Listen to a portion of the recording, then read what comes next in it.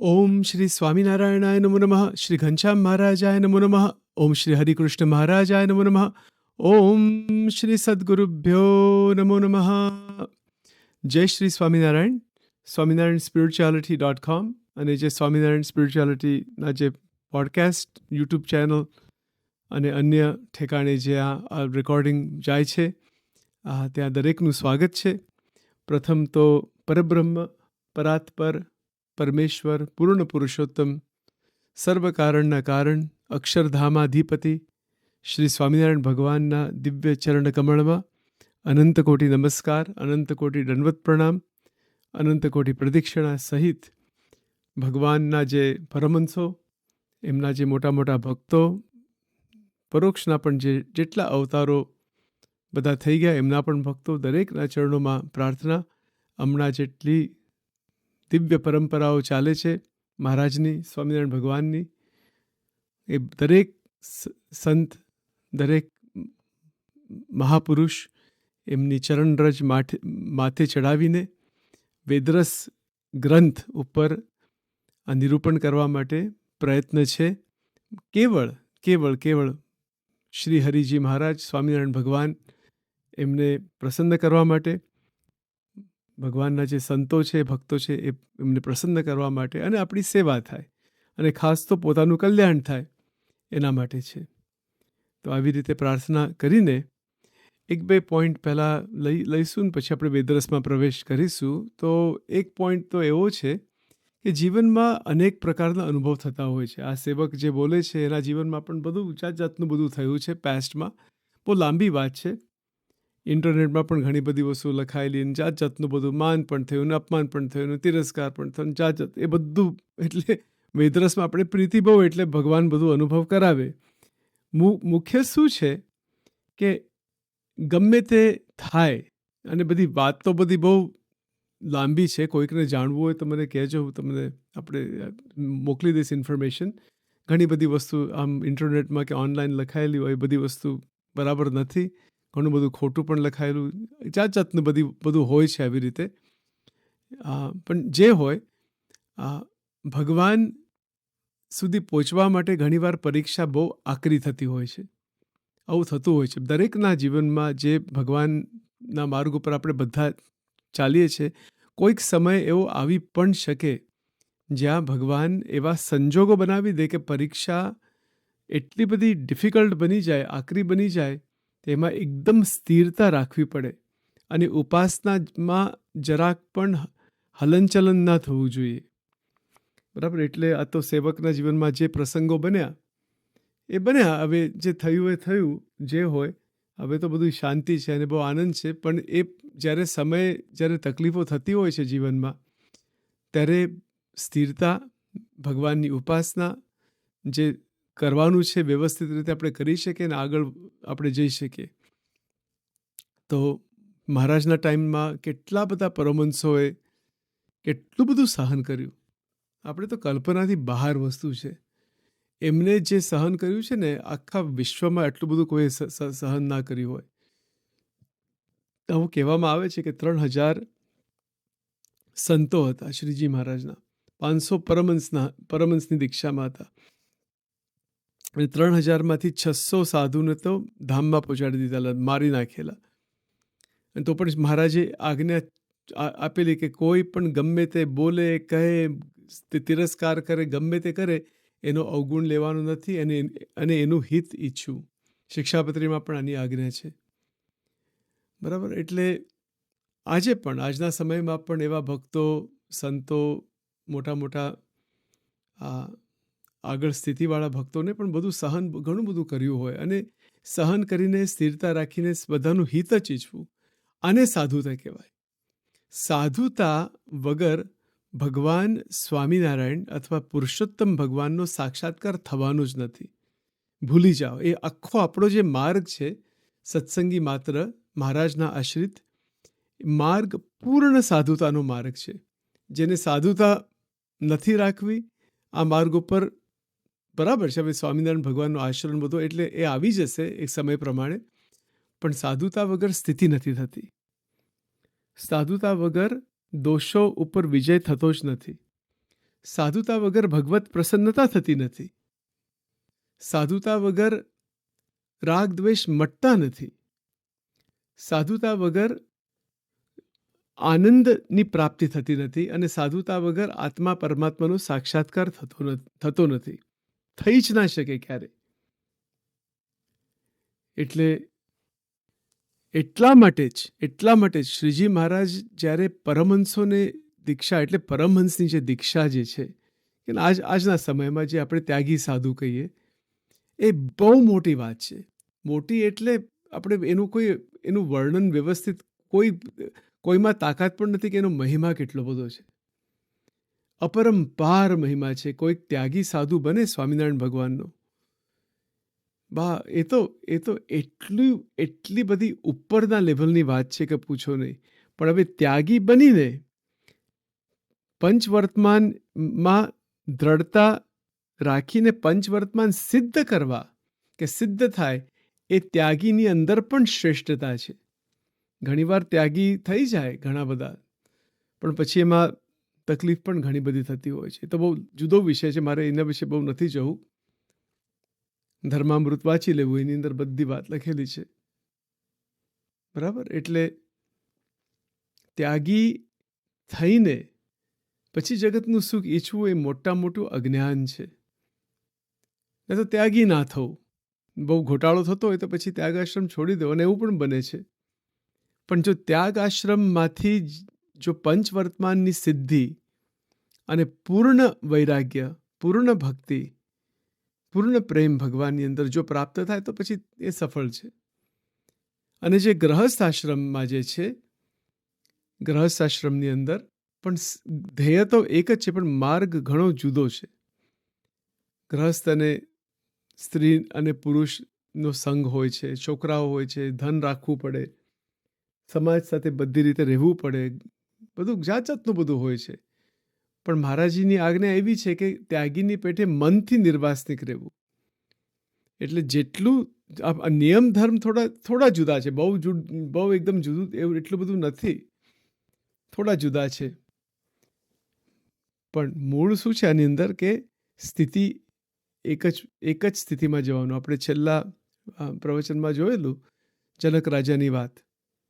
બરાબર. જનક રાજા કેવા હતા, એટલે જનક રાજાની વાત તો કરેલી કે નહીં મને ખ્યાલ નથી, પણ વડતાલનું 20મું વચનામૃત એની અંદર જનક રાજાની વાત લખેલી છે કે જનકની સ્થિતિ આજે પર્વતભાઈની જેવી સ્થિતિ. બરાબર. એવી રીતે વ્યવહારમાં રહે પણ વ્યવહાર એને લોપી ના શકે.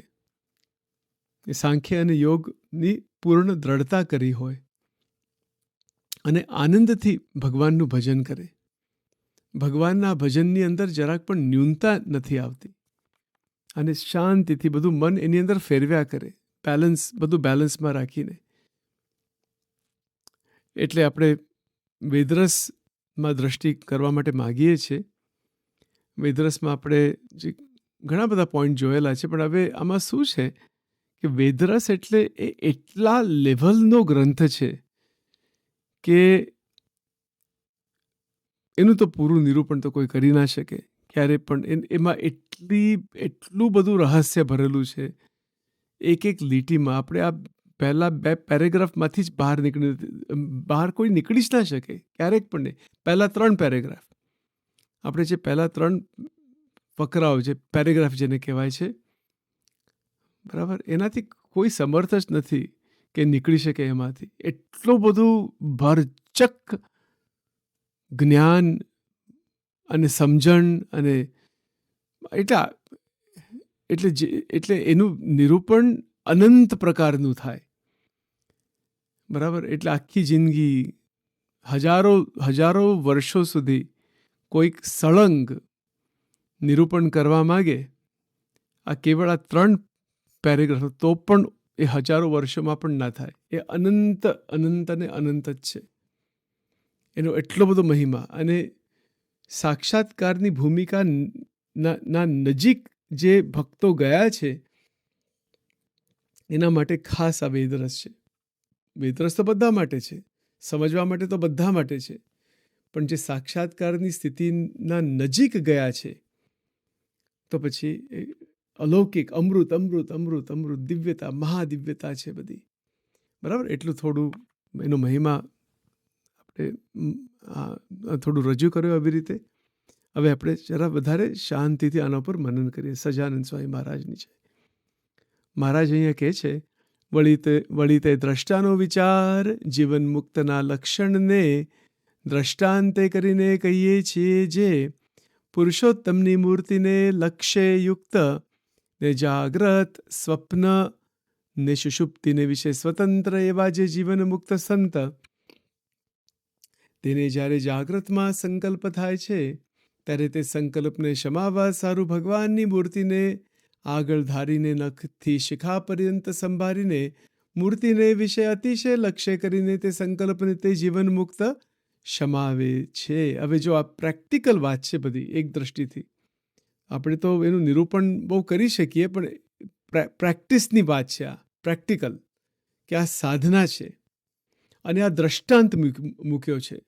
જે જીવન મુક્તના લક્ષણને દ્રષ્ટાંતે. તો જીવન મુક્ત કેવા છે એ બરાબર મનમાં આવવું જોઈએ. કારણ કે ભગવાન સ્વામિનારાયણના જે ભક્ત બન્યા, અને કે આપણે જે ભક્ત બનાવ્યા, આપણું ધ્યેય એ હોય કે આપણે છતિદેહે જ મુક્ત બનવું છે. તો આ મુક્તની જે સ્થિતિ કેવી છે એ બરાબર મનમાં ધારવી પડે આપણે, કે આવી સ્થિતિ હોય છે એમની. તો પહેલો પોઈન્ટ એ છે કે પુરુષોત્તમની મૂર્તિને લક્ષ્ય યુક્ત અને જાગ્રત અને સ્વપ્ન સુષુપ્તિને વિશે સ્વતંત્ર. હવે જો લક્ષ્ય એકદમ પાવરફુલ, ભગવાન પુરુષોત્તમ નારાયણના ચરણારવિંદ, એનાથી હલવાનું નહીં. એ આ જ કેટલી મોટી વાત છે.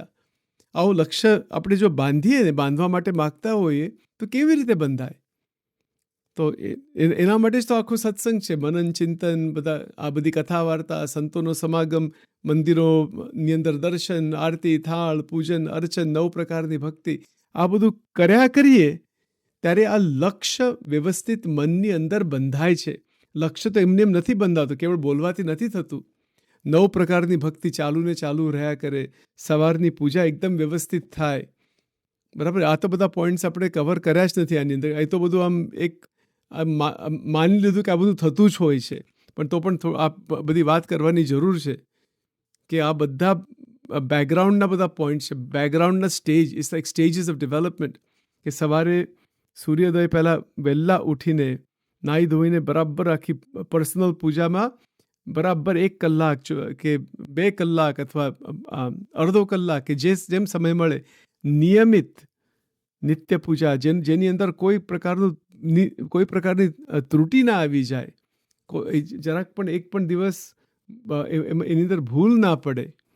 બરાબર, આ પ્રકારની જે વૃત્તિ જે છે, આ પ્રકારની જે સાધના જે છે, એ સાધના વ્યવસ્થિત જેટલી થાય, પછી નિત્ય થાળ, નિત્ય ભજન, 5 માનસી, રાત્રે પછી ભગવાનની આરતી,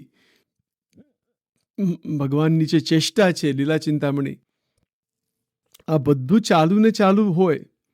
બરાબર, ત્યારે શું થાય છે કે એવું બધું કરતાં કરતાં એક સમય એવો આવી જાય છે કે લક્ષ્ય બંધાય, કે ઈચ્છા વધી જાય, સદવાસના વધી જાય કે મને ભગવાનની પ્રસન્નતા, ભગવાનનો સાક્ષાત્કાર કરવો છે. એટલે એને લક્ષ્ય કહેવાય. પુરુષોત્તમની મૂર્તિને લક્ષ્ય યુક્ત.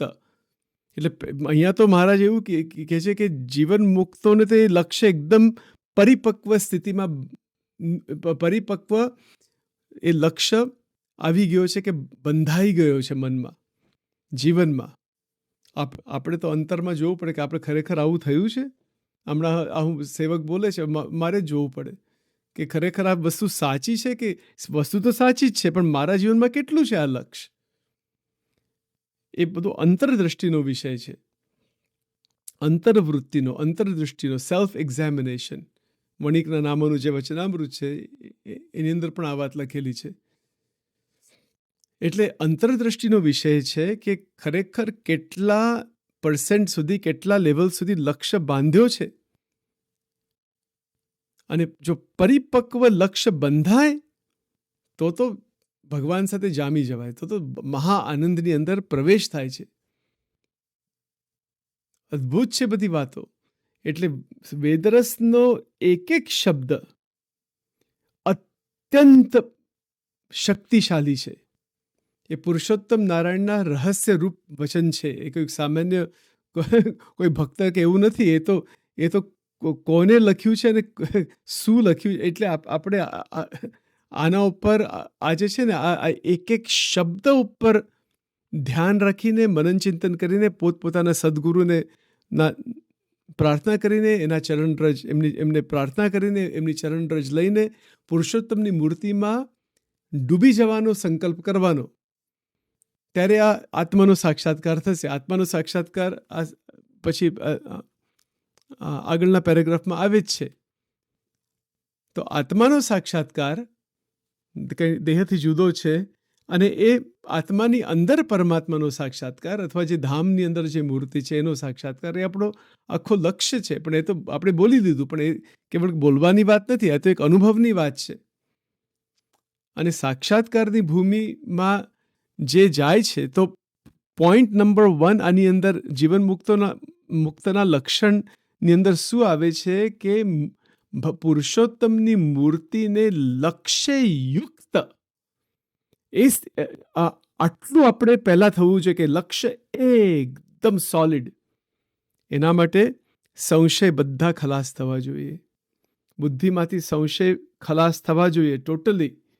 એના માટે નિરંતર મનન ચિંતન કરીને ભગવાનની દયાથી ભગવાનનો મંત્ર જાપ કરીને લીલા ચરિત્ર સાંભળીને એવી રીતે નિશ્ચય એવો થાય છે કે મહારાજ સત્ય છે, મહારાજ પુરુષોત્તમ નારાયણ છે, ધ્યેય એ છે, એના સિવાય બીજો કોઈ ધ્યેય નથી, બધું એનું જ છે, એ જ સર્વમાં છે બધી જ રીતે. અને લક્ષ્ય અંતરથી બંધાય છે. આ કોઈક બાહ્ય વસ્તુ નથી. બાહ્ય રીતે તો જે સેવા અને બધું જે થતું હોય છે તો બરાબર છે, એ દેટ્સ ફાઇન. એ તો અને પછી કોઈના શું કહેવાય કે માનરૂપી હડકું ના પ્રોબ્લેમ્સ બધા એનું તો કોઈ સ્થાન જ નથી. કે દેહભાવથી કે માન મોટપ માટે કોઈક સત્સંગ કરે, કોઈ આગળ બેસે કે પાછળ બેસે કે કોઈ પોઝિશન માટે કે એ બધો કચરો છે. એનું કોઈ સ્થાન જ નથી આ બધી વસ્તુમાં. એટલે જ્યાં સુધી દેહાભિમાન, આ ષડરિપુઓ અને આ વિચિત્ર બધું જે ચાલતું હોય છે જગતમાં, એ તો કોઈ પ્રવેશ જ નથી. પણ સત્સંગની અંદર પણ દેહભાવ, રાગ દ્વેષ, પોઝિશન માટે બરાબર આ બધા ક્લેશ ચાલતા હોય છે, કોમ્પિટિશન ચાલતી હોય છે, એનું કોઈ સ્થાન નથી આની અંદર. જો એ બધો કચરો હોય ને, જરાક સહેજ પણ હોય ને, પુરુષોત્તમની મૂર્તિનો લક્ષ્ય જ નથી. એમાંથી ખસી જવાય, બીજું કંઈક પ્રધાન થઈ જાય. એ અહંકારની ભૂમિકા છે. એ અહંકારની ભૂમિકા સંપૂર્ણ છોડવી પડે ત્યારે એ મૂર્તિનો લક્ષ્ય બંધાય છે. થોડો વિચાર કરવો જોઈએ એની અંદર. અહંકારની ભૂમિકા સંપૂર્ણ છોડવી પડે. એ જે છે ને મધ્યના 41માં બરાબર ને, માનરૂપી હડકું. કનક તજો કામિની તજો તજો ધાતુ કો સંગ તુલસી લઘુ ભોજન કરે જીવે માને કે રંગ. તુલસીદાસજીની સાખી ત્યાં મુકાયેલી છે. મિયાજી, રતનજી જેવા જે ભક્ત, નિષ્કામ ભક્ત, એ કેવા અલૌકિક ભક્ત હતા, એ એમની બધી વાત ત્યાં લખેલી છે બરાબર. એટલે દેહભાવથી સત્સંગ પણ કરીએ તો પણ મોટી ખોટ છે. દેહભાવ એટલે અહંકારથી. એટલે અહંકાર સંપૂર્ણ બાજુમાં મૂકવો પડે, બધી જ પ્રકારનો. ત્યારે અનિર્દેશ શબ્દ સમજાય. પહેલાં મહારાજે વાપર્યો એ મહારાજ ત્યાંથી બોલે છે. આ ગરુડું શેર કે કશું દેખાતું નથી, એ અક્ષરધામમાંથી જ બોલું છું, મધ્યનું 13મું. એ અનિર્દેશ એટલે અક્ષરધામ, ત્યાંથી જ બોલે છે. અને ત્યાં જ છે એ. ભલે અહીંયા મનુષ્ય જેવા દેખાય છે પણ છે તો ત્યાં જ.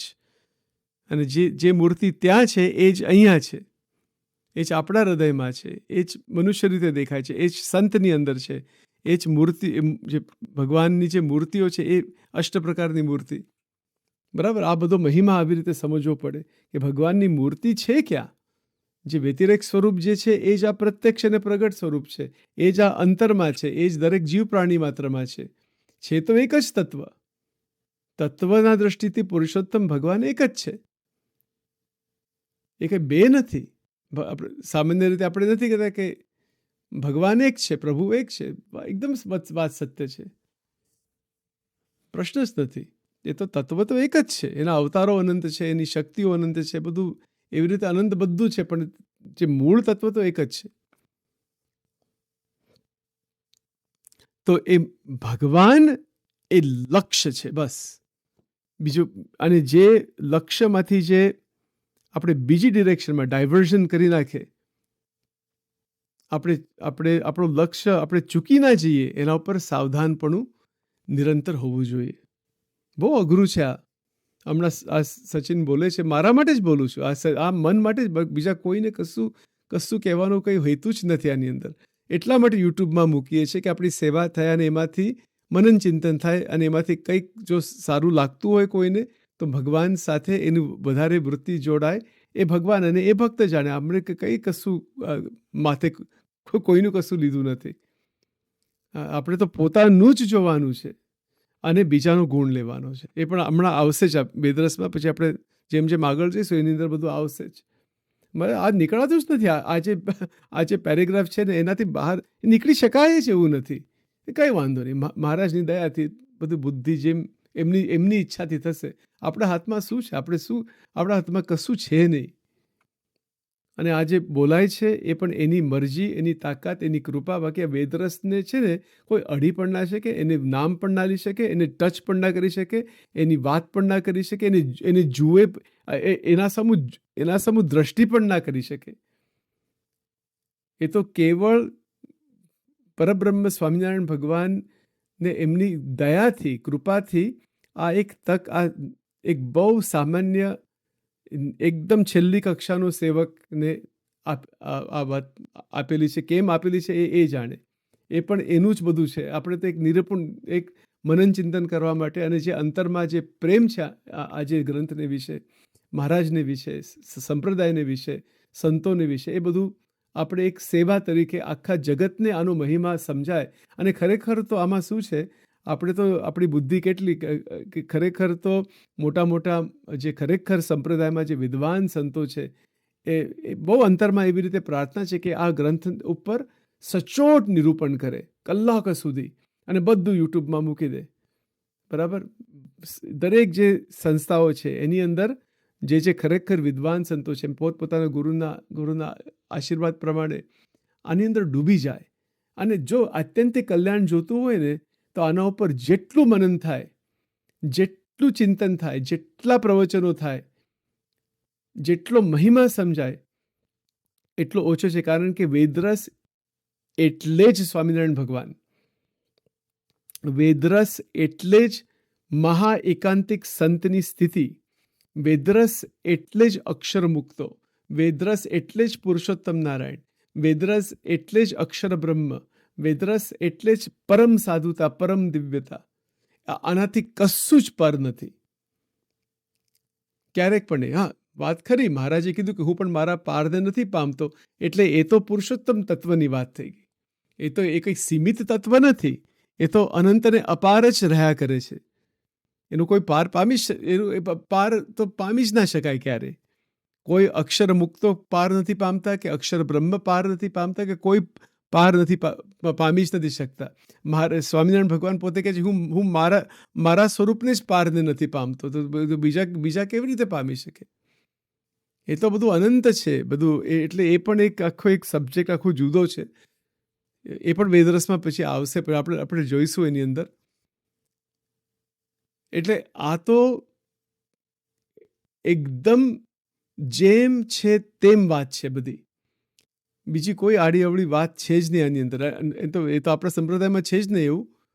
પણ વેદરસની અંદર તો મહારાજે પોતાનું રહસ્ય, ઉપનિષદનું રહસ્ય, બધા શાસ્ત્ર માત્રનું રહસ્ય એવી રીતે મૂક્યું છે કે અનુભવના લેવલ ઉપર જવા માટે.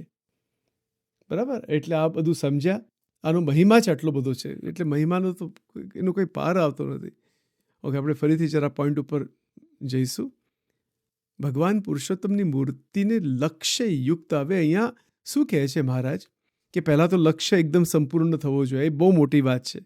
બહુ અદ્ભુત વાત છે. અખંડ વૃત્તિ ની બધી સાધના બધી આવી ગઈ, બધું જ આવી ગયું એની અંદર, કે જે ભક્ત લક્ષ્ય રાખ્યો હોય તો પછી વૃત્તિઓ ત્યાં જ રહેતી હોય શકે. સાચા ભક્ત બની ગયા હોય, એવી રીતે બધું બની ગયું હોય.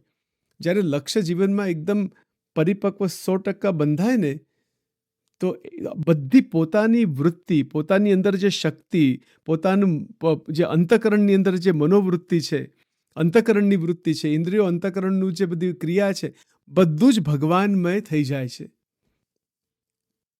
બધું જ ભગવાનમય થઈ જાય છે. અને ગરડા પ્રથમનું 49 મહારાજ કહે છે ને એની અંદર કે જગતમાં વૃત્તિ રાખવી એ જ ભક્તને કઠણ પડે છે. કેવી રીતે વૃત્તિ રહેશે જગતમાં? જ્યારે એવું થાય ત્યારે સમજવું કે મૂર્તિનું જે લક્ષ્ય છે, કે મૂર્તિને લક્ષ્યયુક્ત, કે લક્ષ્ય એવું બંધાઈ ગયું છે કે હવે વૃત્તિ જગતમાં રાખવી એ કઠણ પડે છે. રાખવી તો પડે થોડા લેવલ સુધી, પણ એ એવી રીતે રાખીએ કે એક વ્યવહારિક રીતે રાખવી પડે. બાકી એમાં વૃત્તિ રાખવી બહુ કઠણ પડી જાય. વૃત્તિ તો ભગવાનની અંદર જ રહે છે. એટલે આવી રીતે શ્રીજી મહારાજ આ સેવકના દ્રષ્ટિથી એવી રીતે કહેવા માંગે છે કે લક્ષ્ય જેનો પરિપક્વ બંધાઈ ગયો છે. લક્ષ્ય યુક્તનો અર્થ એવી રીતે લેવો અહીંયા કે પુરુષોત્તમની મૂર્તિને લક્ષ્ય યુક્ત એટલે સાથે, જેનો લક્ષ્ય બંધાઈ ગયો છે, એવા જે મોટા મોટા મુક્તો છે. અને એ કેવા છે કે લક્ષ્યયુક્ત ને જાગ્રત, સ્વપ્ન ને સુષુપ્તિને વિશે સ્વતંત્ર, ત્રણ અવસ્થામાં સ્વતંત્ર થઈ ગયા છે. આ તો કેટલી મોટી વાત. તમને ખબર છે આની અંદર હજારો મેડિકલ સાયન્સના પુસ્તકો આવી ગયા. મારી પાસે સમય નથી, એ તો કોઈને પાસે સમય ના હોય, પણ એ તો બહુ મોટું. મને ઇંગ્લિશમાં આનો પર નિરૂપણ કરીએ ને તો હજારો કલાક જાય. આ મેડિકલ સાયન્સના દ્રષ્ટિથી, સાયકોલોજીના દ્રષ્ટિથી, બ્રેઇન સાયન્સના દ્રષ્ટિથી. અને એ બધું અભ્યાસ જેને કર્યો હોય એ લોકોને પણ હજુ આ લેવલ સુધી એ પહોંચી નથી શકતા. સ્વતંત્ર તો ભૂલી જાઓ, બધા પરતંત્રને બધો ઘોટાળા જ છે એની અંદર. જાગ્રતમાં સ્વતંત્રતા, સ્વપ્નમાં સ્વતંત્રતા અને સુષુપ્તિમાં સ્વતંત્રતા. જાગ્રતની અંદર સ્વતંત્ર થવું એ આપણો પહેલો લક્ષ્ય હોવો જોઈએ. મૂર્તિનો લક્ષ્ય છે, અને જો મૂર્તિનો લક્ષ્ય બંધાઈ જાય તો ભગવાન સાથે વૃત્તિઓ રહ્યા કરે સાધુતા યુક્ત. તો ત્યારે થાય છે શું કે જાગ્રત અવસ્થાની અંદર ભગવાનની બહુ જ દયાથી એ ભક્ત સ્વતંત્ર બની જાય છે. એટલે એમાં શું છે કે નામ, રૂપ, આકાર એનું કોઈ બંધન નથી રહેતું. જગતમાં જેટલા નામ, રૂપ, આકાર જે છે, બાહ્ય જગતના બધા જે છે, અને પોતાના મનની અંદર પણ બધું જે ચિત્તવૃત્તિની અંદર જે પ્રોગ્રામિંગ બધું જે થયેલું હોય છે, એનું બધું બંધન રહેતું નથી. ઇંગ્લિશમાં કેવું હોય, the content of psychological consciousness is not binding the individual anymore. ઇંગ્લિશમાં પણ લઈશું બેદરસ પછી આગળ કોઈ આખી રેકોર્ડિંગ બધા જુદા કરીશું આના વિશે. બંધન નથી રહેતું. જાગ્રતમાં સ્વતંત્રતા, અદ્ભુત વાત છે. આના ઉપર મનન કરવું જોઈએ કે સ્વતંત્ર, મારે જાગ્રતમાં સ્વતંત્ર બનવું છે. એમાં ટેન્શન નહીં, ડિપ્રેશન નહીં, એન્ઝાયટી નહીં, કોઈ પ્રકારના સાયકોલોજીકલ પ્રોબ્લેમ નહીં, કોઈ પ્રકારના વિકારો નહીં, કોઈ પ્રકારના ષડરિપુ નહીં, કોઈ પ્રકાર સાથે અહમ મમત્વ નહીં. એ બધું જે પરતંત્ર જે જીવને બનાવે છે, બધું જ છૂટી ગયું હોય. આવી સ્થિતિ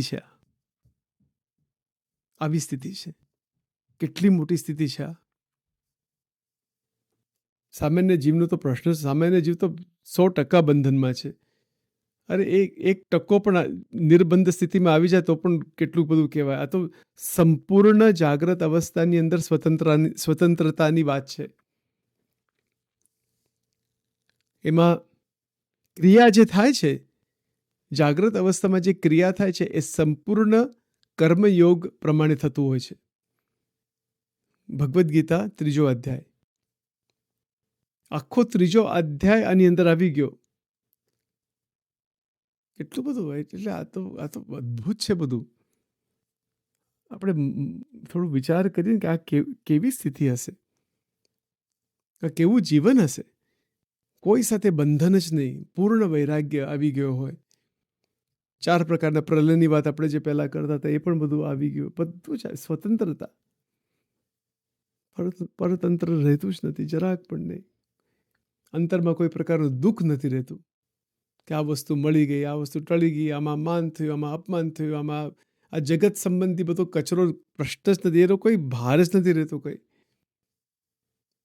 આખી અવસ્થાની અંદર સ્વતંત્રતા છે.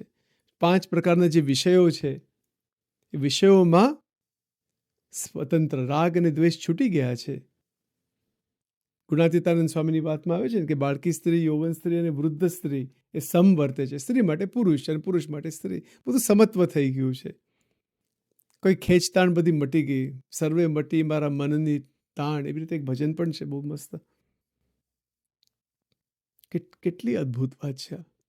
જાગૃતમાં સ્વતંત્રતા એટલે આપણે બધાને, જેને આ વેદરસમાં પ્રીતિ છે, મહારાજમાં પ્રીતિ છે, વચનામૃત બધા ગ્રંથોમાં સત્પુરુષની આજ્ઞાથી, એમની દયાથી આપણે લક્ષ્ય બાંધી શકીએ. હમણાંથી જ બાંધી શકીએ.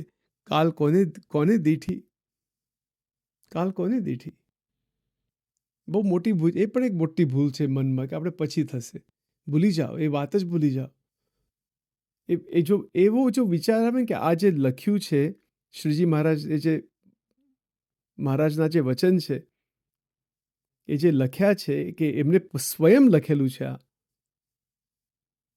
અને આ બધું પછી થશે. આ જો વિચાર પણ આવી જાય ને તો એ મોટા મોટી ખોટ કહેવાય. એ મોટા મોટું અજ્ઞાન છે. એ એક પ્રકારનું અહંકાર છે. એ એક પ્રકારની એક આપણે શું કહીએ કે સમજણ સ્પષ્ટ નથી. એટલે આ જે લખ્યું છે એમ જ આવી જાય કે લક્ષ્ય યુક્ત પુરુષોત્તમની મૂર્તિને લક્ષ્ય. અને મહારાજ કહે છે, અને કેમ આવું લખે છે મહારાજ કે જીવન મુક્ત કેવા છે એ બતાવવાથી એ સ્થિતિમાં આપણે જો જઈ શકીએ. એ જીવન મુક્તના દ્રષ્ટાંત બતાવે છે કે જીવન મુક્ત આવા છે. એક દ્રષ્ટાંત તરીકે બતાવે છે. એ સમજાવે છે કે જીવન મુક્તની સ્થિતિ કેવી છે, અને જીવન મુક્ત એ સંકલ્પને કેવી રીતે શમાવે છે. અને એટલે પહેલા તો જીવન મુક્તની સ્થિતિમાં જવું પડે, પુરુષોત્તમની. અને એ સ્થિતિમાં જવા માટે પુરુષોત્તમ ભગવાનનો લક્ષ્ય રાખવો પડે, સંપૂર્ણ લક્ષ્ય.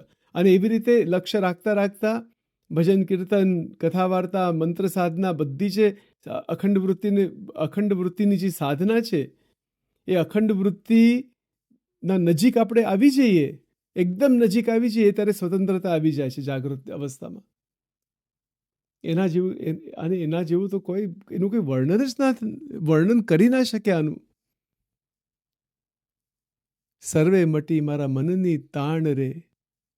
જુઓ પરમહંસોના આ બધા જે કીર્તનો જે છે, એટલે સત્સંગનો રંગ લાગી જાય, એવો રંગ લાગી જાય.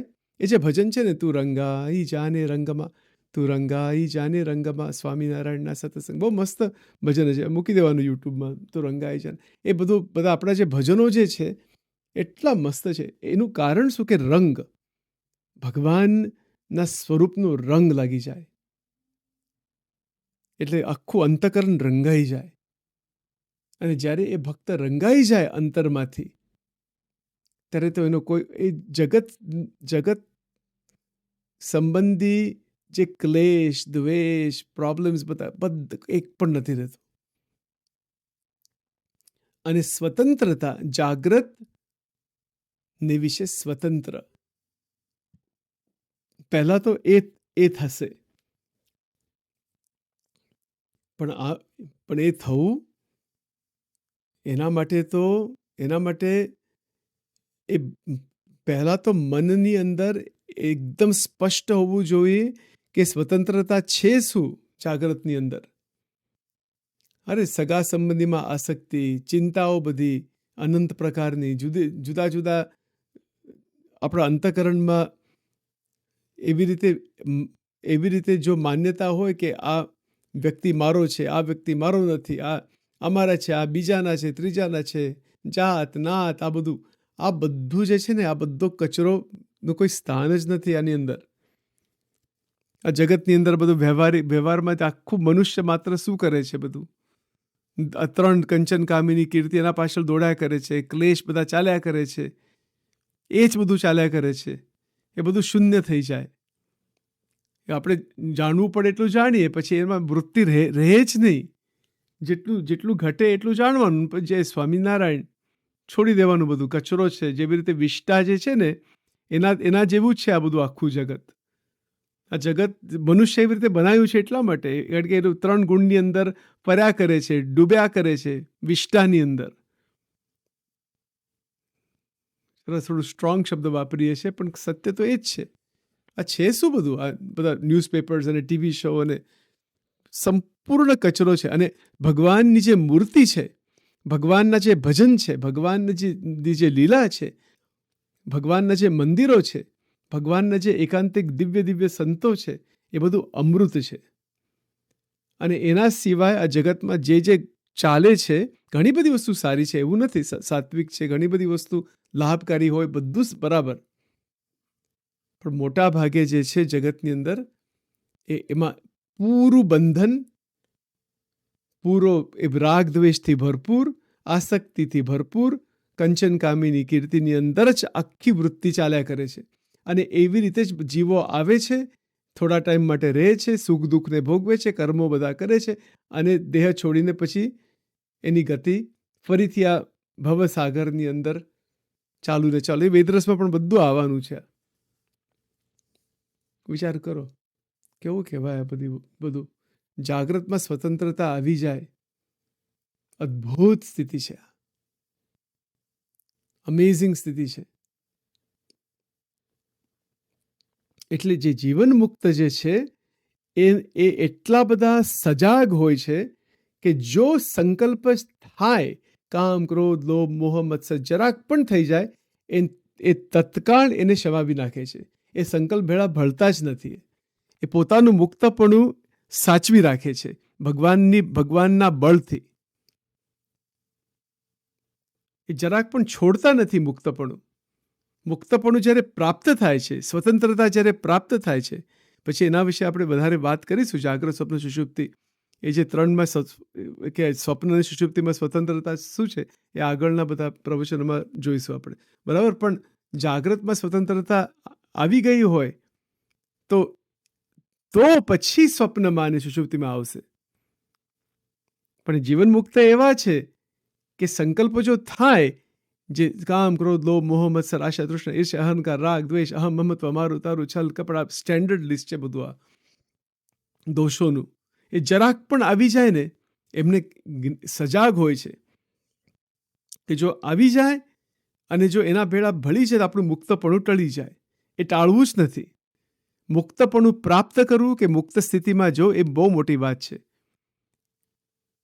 બધા સાધુતાના લક્ષણ અને બધું કેટલું બધું એની અંદર કેટલું બધું હોય છે, ત્યારે એ અમૃત સુધી આપણે જઈ શકીએ. અને જ્યારે એ પ્રાપ્ત થાય છે, એટલા માટે મહારાજ કહે છે કે જીવન મુક્તના લક્ષણને દ્રષ્ટાંતે કરીને કહીએ છીએ કે જીવન મુક્ત કેવા છે. ત્યારે આ દ્રષ્ટાનો વિચાર ઉગે છે કે પહેલા તો આવી બધી સ્થિતિ જે છે એ પ્રાપ્ત કરવી પડે. અને એ સ્થિતિની અંદર જો સંકલ્પ થાય તો શું કરે છે કે જીવન મુક્ત કે શું કરે છે, તે સંકલ્પને શમાવવા સારું ભગવાનની મૂર્તિને આગળ ધારીને, નખથી શિખા પર્યંત સંભાળીને, મૂર્તિને વિશે અતિશય લક્ષ્ય કરીને તે સંકલ્પને તે જીવન મુક્ત શમાવે છે. એ મુક્ત સંકલ્પને શાંત પાડી નાખે છે મૂર્તિના બળથી. મૂર્તિને અંતરમાં ધારે છે કે હે પ્રભુ, તમે જ લક્ષ્ય છો. આ સંકલ્પો બીજું ત્રીજું બધું ચાલે છે, એ કંઈ લક્ષ્ય નથી. એ તો બધું શક્તિનો નાશ કરી નાખે, વૃત્તિનો આખી ખીચડી બનાવી નાખે, આખું તોડી નાખે આ બધા સંકલ્પો, આ બધા દોષો. એટલે એ ઊભા થવા જ દેતા નથી. એ જો સંકલ્પ થાય તો શમાવી નાખે છે ત્યાં જ. સંકલ્પ ભેળા ભળીને ભ્રષ્ટ થતા જ નથી, બિલકુલ નહીં. Not at all. અને જ્યારે એ શમાવી દે છે સંકલ્પને, ત્યારે ફરીથી એ મૂર્તિ સાથે, ભગવાન સાથે દિવ્યતાની અંદર રમ્યા કરે છે, રમણ હોય છે. અંતઃકરણની વૃત્તિ ફુવારા જેવી છે. વડતાલનું કયું ચોથું કે પાંચમું એવું કંઈક વચનામૃત છે, ચોથું હશે મે બી, ત્રીજું ચોથું કે પાંચમું જોવું પડશે. એ ફુવારાનું વચનામૃત, બરાબર. એટલે કેવી રીતે ફુવારો હોય છે, એની અંદર કેટલા બધા પાણીની બધી ધારા હોય, એવી રીતે આપણી વૃત્તિઓ બધી એવી છે.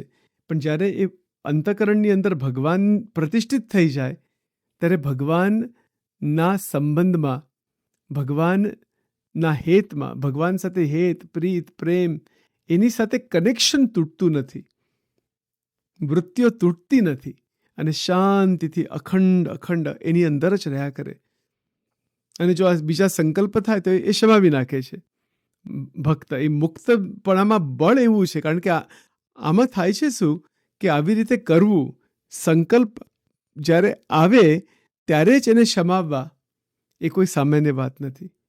એ બહુ બળીઓ ભક્ત બન્યો હોય ને તો જ આ બની શકે. બાકી કોઈના એ સંકલ્પ ભેળા ભળી જ જાય, કારણ કે એનું ફોર્સ, વાસનાનો ફોર્સ એવો બધો છે. તો જાગ્રતમાં સ્વતંત્રતા છે, એવા મુક્ત, એ જ આપણી સ્થિતિ છે. એવી રીતે માનવું, પહેલાં એવી રીતે નિષ્ઠા કરવી કે આ પ્રકારની સ્વતંત્રતા એ જ મારી સ્વતંત્રતા છે. એ સ્વતંત્રતા કેવી છે એવી રીતે મનમાં બરાબર ધારવી, બરાબર. એવી રીતે એકદમ સ્પષ્ટ હોવું જોઈએ કે જાગ્રત અવસ્થામાં સ્વતંત્રતા એટલે શું, બંધન એટલે શું, અને સ્વતંત્રતા એટલે શું.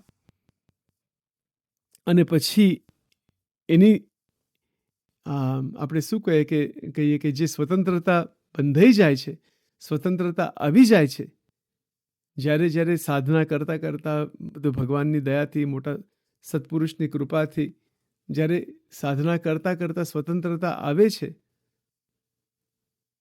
ત્યારે પછી એ સ્વતંત્રતાથી બહાર નહીં નીકળવાનું, બરાબર ને. એટલે જાગ્રત અવસ્થા ખરી, પણ એનું બંધન નથી રહેતું, એમાં કોઈ નવા કર્મ પણ નથી થતા, કર્મનું બંધન નથી આવતું કોઈ એની અંદર. અને જે ક્રિયા થાય છે એ બધી સાધુતા યુક્ત, બધી કલ્યાણકારી ક્રિયા હોય છે.